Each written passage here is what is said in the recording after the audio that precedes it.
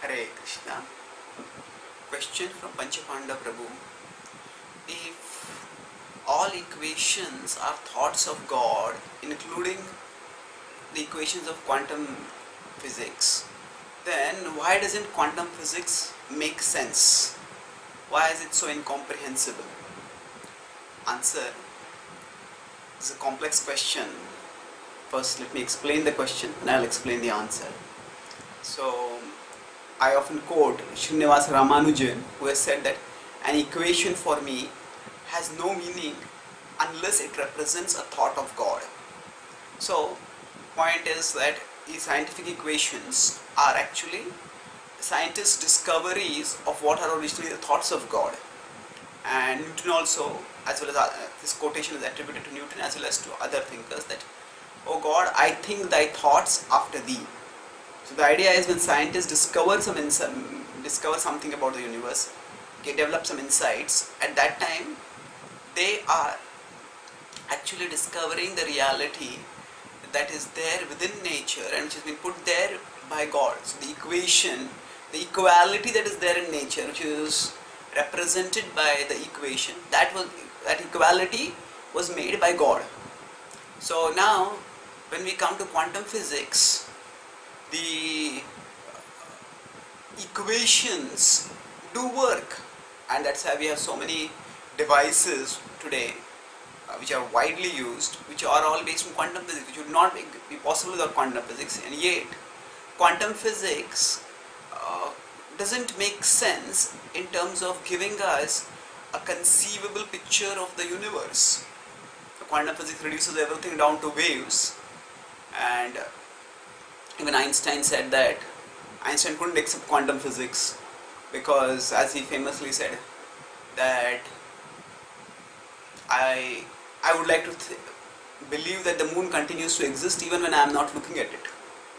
What he meant was that according to quantum physics, the waves collapse, basically it's a complex point, but simply that actually objects are something which we are perceived when there is an observer to perceive them. Otherwise everything exists as waves. This is of course oversimplification of the implications of quantum physics. But essentially, so if quantum physics does not make sense, then how do the equations work? And do these equations also represent a thought of God? So that is the question.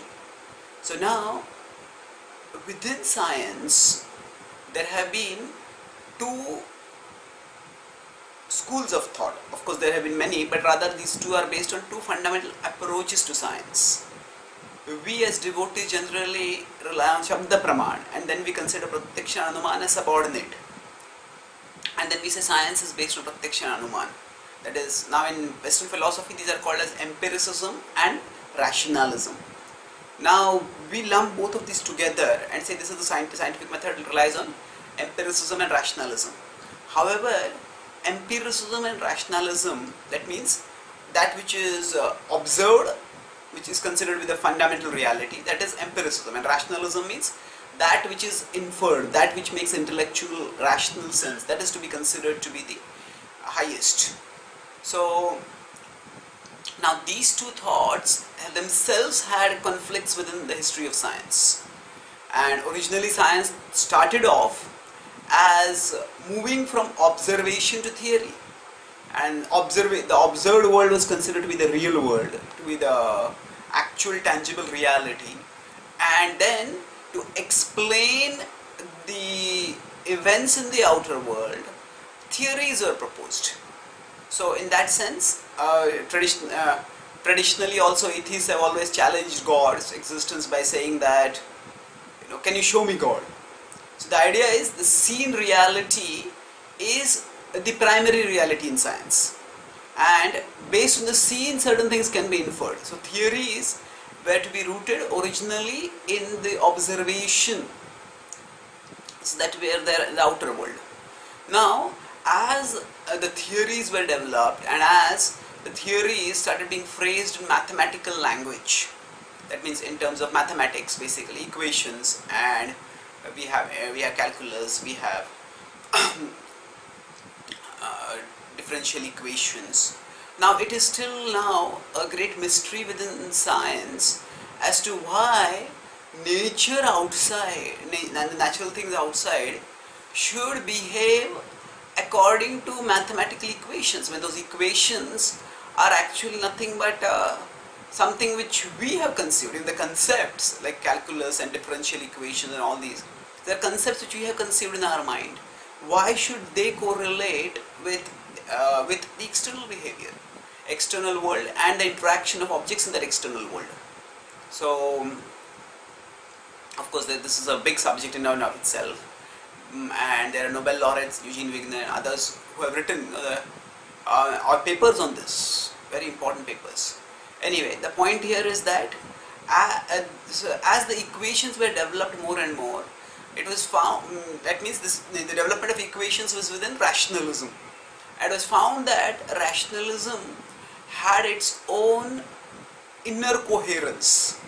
That means when one equation makes sense and it relates to another equation, that also makes sense, and then the various equations come together to form a, as scientists would call it, an elegant theory. So then scientists started feeling that these theories are so important. The theories should be beautiful. They should have their own inner coherence. And so Einstein himself, during his long and illustrious career, vacillated between empiricism and rationalism. So vacillated means was indecisive about. So for example, there are quotes. Now Suhotra Maharaj has written a book called Substance and Shadow, where he talks about this quite a bit. And of course, this is a subject in mainstream scientific research also, and mainstream scientific intellectual discourse also. So one quote of Einstein says that actually the observation is what is important. All theorizing should be to explain the observation. I am paraphrasing his quotes over here. Now another quote he says is that if the theory is elegant, if the theory works, then even if it doesn't make, even if it doesn't tally with the outer world, it doesn't matter. So the point which I am making through all this, coming to our discussion on quantum physics, is that quantum Newtonian physics brought about, you could say, marriage between empiricism and rationalism. That what was observed in the outer world, say objects fall when they are free, when they are allowed to, they are left free without any support. So that empirical observation of freely falling bodies was explained using a rational theory of gravity. So in gravity there was a marriage of empiricism and rationalism. But in one sense, the subsequent discoveries in the 20th century, black body radiation and other such discoveries, the idea of expanding universe and various discoveries, that's a big field itself, but they led to a fracture, and you could say even a divorce between empiricism and rationalism. Not a complete divorce, but it was an uneasy tension, and that tension expressed itself even more strongly in the theories of relativity and quantum physics. Now of course, it's not that relativity focused more on the world as we observe it. Of course, relativity has its equations, and those equations are very important. So it's not that relativity does not have a rational side to it. There are equations, but then relativity is not able to explain the complete world, complete reality. It explains the behavior of macroscopic bodies, but it cannot explain the behavior of microscopic particles. So anyway, the point was that quantum physics moved more towards the side of rationalism, and it proposed equations, and those equations made their coherent sense, and they worked in terms of the predictive results that were expected according to theory. But the theory made no sense in terms of giving us a conceivable picture of the universe. So as I've quoted in a Gita daily article, there was a physicist, an atheist, who said the universe is not only queerer than we can imagine, but it is also queerer than what we can imagine. So that means that he said that his point was that actually the universe is, the quantum physics does describe the universe in some way, but that description cannot be visually depicted, nor can it be understood. intellectually by us as some kind of picture. We cannot picturize it. So the point here is now, this is the overall historical background. So how do we see this from a spiritual perspective? Are the equations of quantum physics also the thoughts of God? Now, when we say thought of God, we also have to understand that God is infinite and His thoughts are also many. So just like we have the 6 blind men and the elephant, the famous parable, where different people are holding on to different parts of the elephant and are thinking that they have come to know the elephant. So like that, the different theories that are developed in science, they are like different ways of holding on to the elephant. And in the past, for example, when Newtonian physics was developed, it was thought that actually the Newtonian physics described the full elephant. The elephant here represents nature. But then, as science developed, then they realized that actually there is much that Newtonian physics doesn't develop. And then so that's why quantum physics and relativity developed. And now the problem is, these are not just blind men holding on to a part of the elephant. They are holding on to a part of elephant, but they also know that there is another big part that we are not able to hold on to. That means, say, quantum physics knows that it explains some part of reality, but the rest of the reality, our observed world, it just gives us no way to make sense of that in terms of quantum terms.